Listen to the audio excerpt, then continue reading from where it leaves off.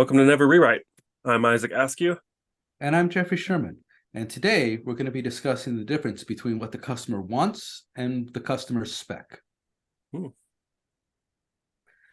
So the genesis of this episode, many years ago, 15 or more years ago at this point, I had a manager, and he was a good guy, and I never delivered what he wanted. Every project, we would sit down, we would talk about it, and he would explain what the use case was and what it needed to do, and this, that, and the other thing, and I would build it, and then after it was done, we would talk about it, and he'd be like, "Oh, yes, I see. Yes, this does everything that we discussed, and it solves the use case. So I guess we're going to use it. But I really wanted it built more like this." And then he would explain the difference between what he wanted and what I built. I'm like, "Oh, yeah, I could see doing it that way. That would pretty much be the same. Like it would be fine. 6 of one, half dozen of the other, not right or wrong." Sure. And over time, so the next time that we had, so then the next project would come along and we would discuss more. We would discuss more, we would spec out more so that I would build the thing that he wanted. And it never happened.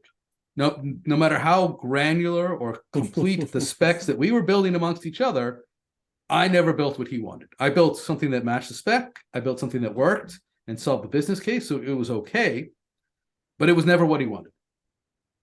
And as time went on, this went on for like almost a year, and this was I'm going to put out there that this was a positive case where my manager was a good guy. I don't think he was a particularly good manager, but he was not trying to screw me or gaslight me or anything like that. So this was not like a negative case where right. You've got somebody just out there to try to screw you up, because I've dealt with that. Both of us were positive intentioned people, but we couldn't agree on anything. And eventually, I just got so frustrated, I transferred to another group in the company so that I could get away from it, because it was not working. Like, no matter, we would just talk more and more and more and more and more, and I would still not deliver the right thing. Was he just like a perfectionist? Was he expecting an exact thing and you feel like you missed the mark?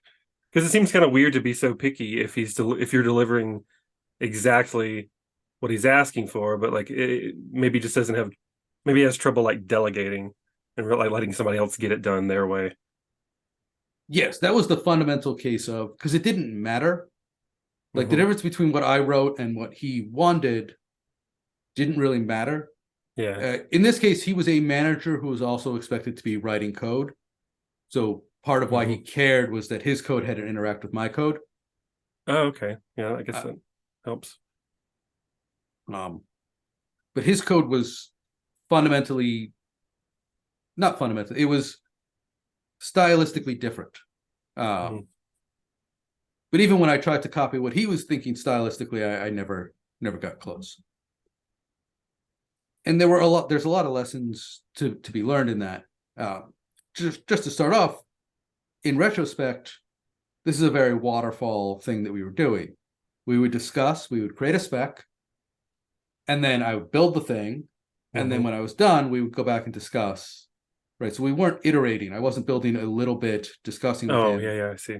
And going back. And in retrospect, that was a mistake. We weren't iterating, and so the customer was not happy because the final project was not what they wanted.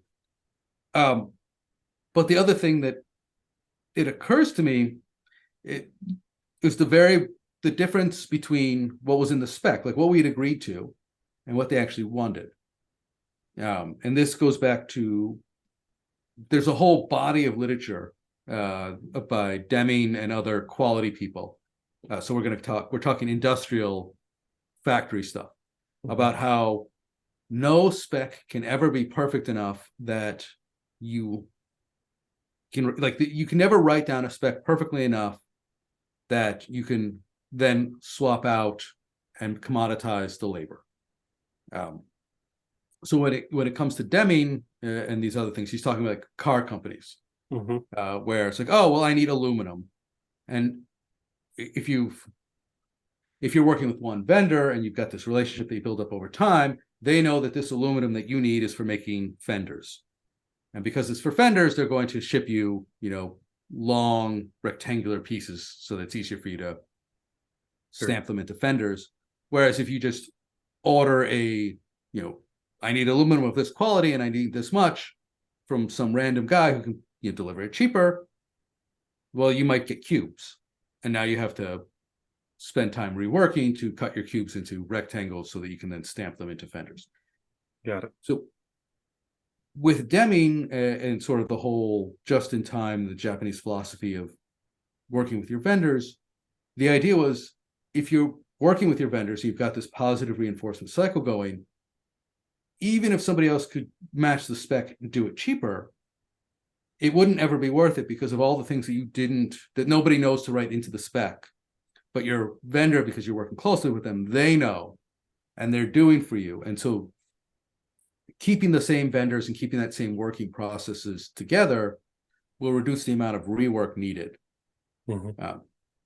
In the case of my manager, my implementation might be fine and match all the spec, and then we need to do some interface tweaking at the end so that my interfaces align with what he was expecting, like compositionally. Like, oh well, you gave me 10 methods and I really wanted 2, so I could just say call the thing.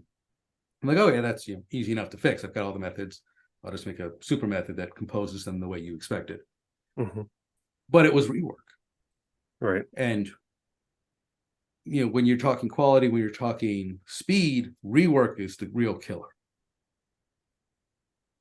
So was there a conversation at some point about, we should be checking in more frequently so that you don't deliver him the cube instead of the rectangle, so to speak?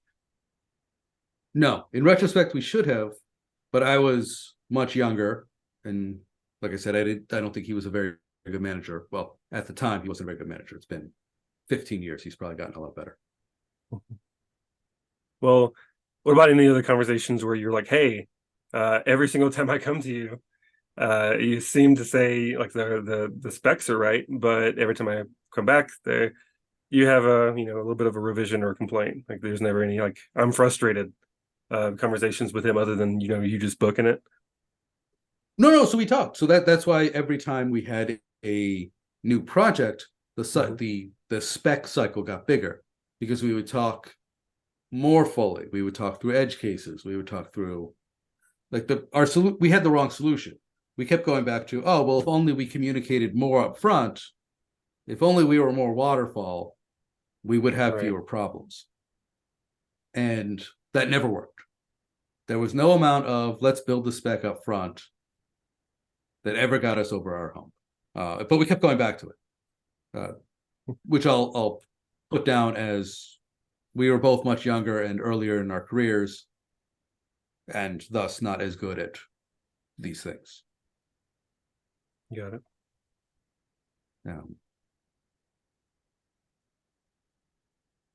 I thought we were going to go for longer on this. I thought this was going to be a good conversation, but here we are. We're like 10 minutes in and we're drowning.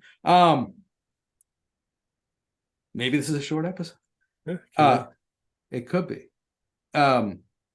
We could also just pivot into conversations in general about managers that we're working with that we do have problems with, or we can't seem to kind of get on the same page. Because I think like there's certain types of people that you can work with that make things easier for you, and then certain types that make it harder. And we kind of touched on this back a couple episodes ago when we we're talking about like company culture and ego and things like that. So for example, like delegation, some managers are perfectionists and they really are particular about the way code gets delivered. Because maybe like you were saying, this manager is doing a little bit of both.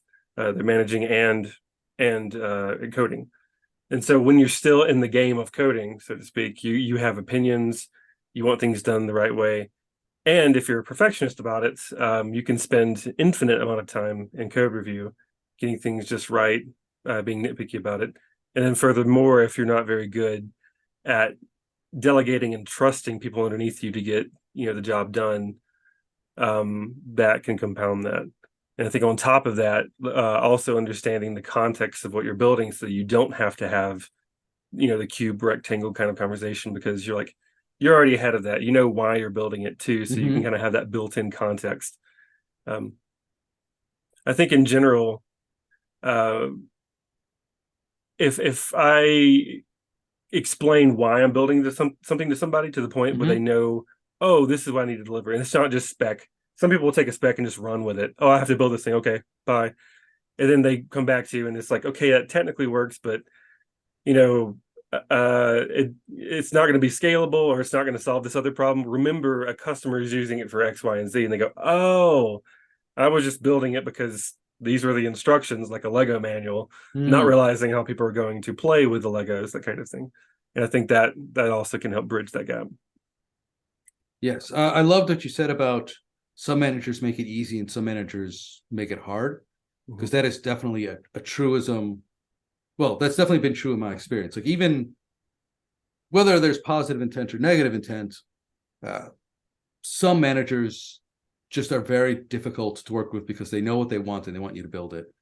And some managers are very easy to work with because they know the outcome they want and they empower you to build it the way you need, or whatever you want to build, however you want to build it, as long as they can get the outcome. Those managers are much better and they're much more effective because it's empowering. It's not, oh, build this thing exactly as I said, and then if there's any difference, then we have to go back and change it or fix it. Right. Whereas, this is the result I want, and these are the bounds. Yeah, and I think being able, and this again goes back to previous conversations about like trust and trusting your manager, making sure they're out to help you and empower you. If you go to your manager and you say, or you have a conversation, you're going to build this particular product, and then you come back and you're checking in instead of doing the thing that you did where you just kind of like you come back with a finished thing, you check in a week later, and then you say, actually, I'm struggling with this, which you need to do if you are struggling. Like 50% of people I run into seem to just like, they want to spend as much time as possible trying to figure it out with no help. I don't know if it's like a thing where they're obsessed with figuring out or just testing their own intellect. Oh, it's like there's people like, there's a word on the tip of their tongue. And you're like, oh, let me Google it for you. You're like, no. I have to figure it out. Don't help me cheat. Like, no, just you're wasting our time. Doesn't matter. Yeah.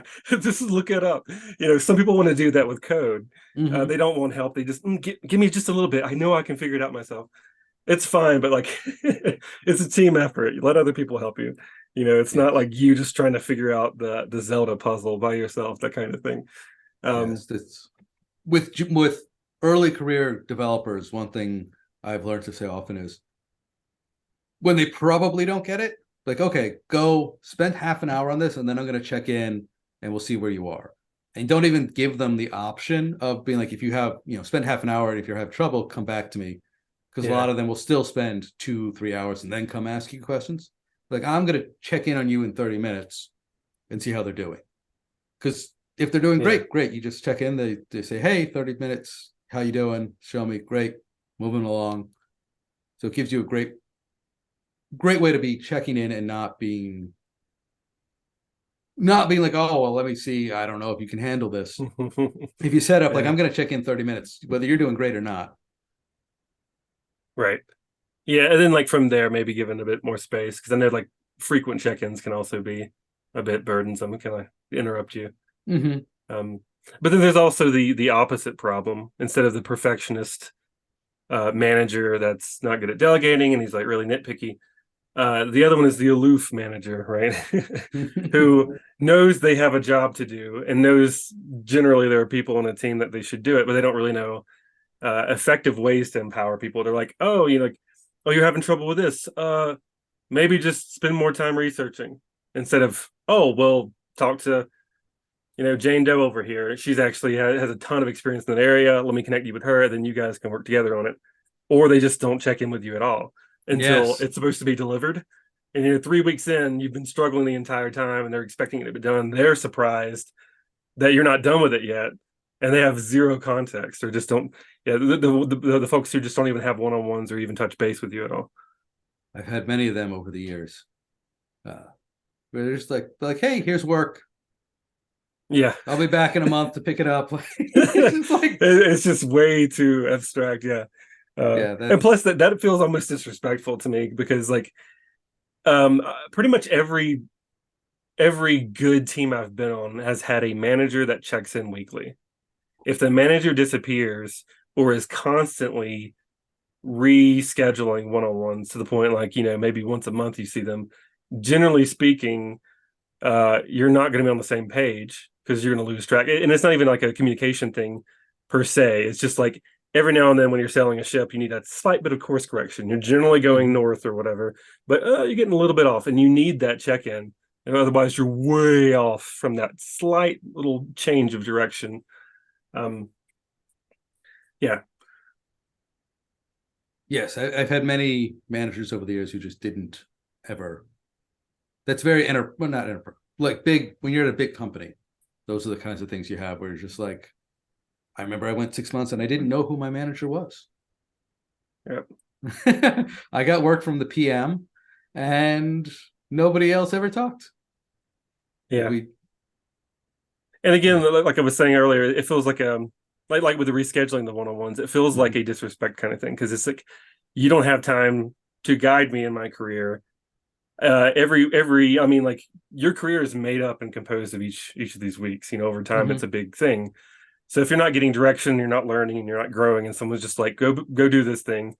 Then later, if you build the wrong thing, or there's a huge miscommunication, or you miss some Q3 thing, and it's time for your review, and they're like, oh well, leadership is looking for us to, for you to grow in these areas. We haven't seen you grow, and you're like, well, there haven't been check-ins with me to make sure that I'm on the same path. Like over Mhm. time, it's going to impact you, so it still feels like a lack of respect.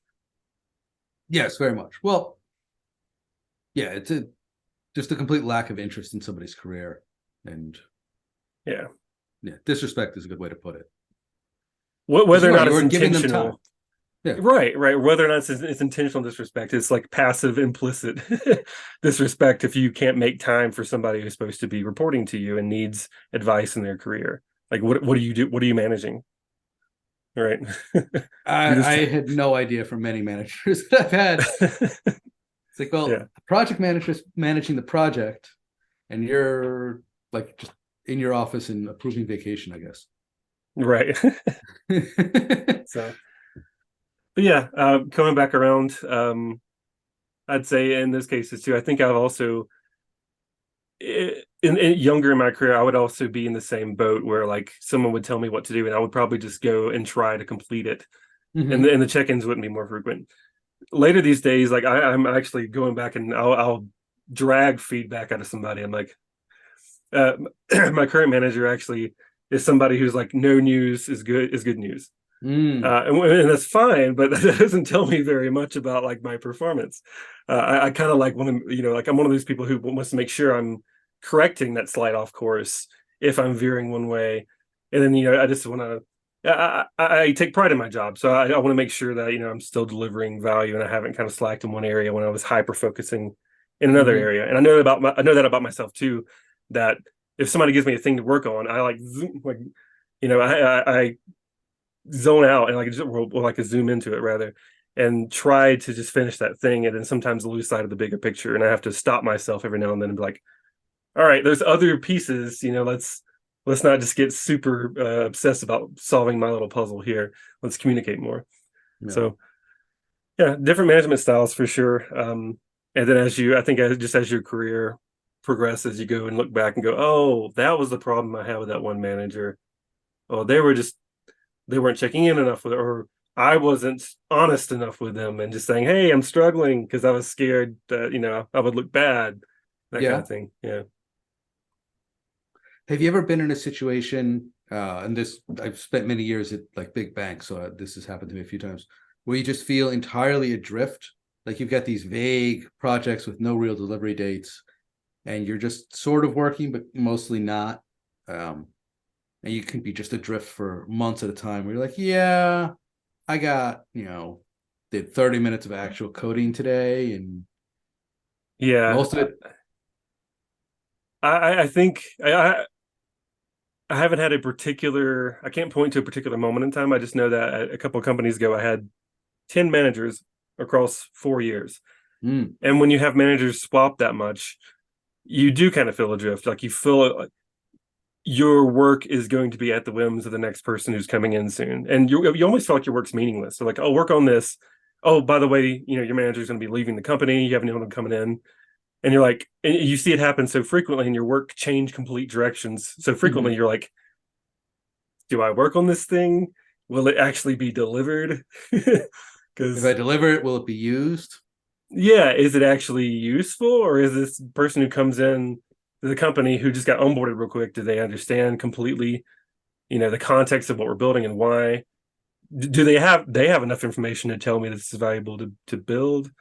You can get confused in that way. So that I do feel like kind of like lost in those regards. If you're changing teams, or your manager themselves are changing so frequently where you Mhm. can't have some kind of stable ground. um I felt that way, and also in the same sense that is another form of disrespect, because you're essentially resetting your own career uh path with each Mhm. person, because none of them can vouch for who you are and what you've delivered, right? Yes. Uh, I've definitely seen that where it's like, well, I'm new, so I can't really give you a good positive review. So Yeah. better luck next year. Yeah, basically that happened to me quite a few times. I'm like, okay, look, is there like a director somewhere who I can just like report to them while like all of these managers are in flux? Because I want someone to understand that I'm still delivering valuable work, even if no one can go to bat for me during my annual review.